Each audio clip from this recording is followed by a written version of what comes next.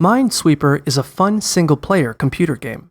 The goal of the game is clear the minefield by clicking safe squares and flagging the mines. To play, start by clicking on a random tile. If you don't accidentally hit a bomb on your first move, a bunch of blank tiles and numbers will appear. Each number on a tile refers to the number of mines in an adjacent tile. Corners are included.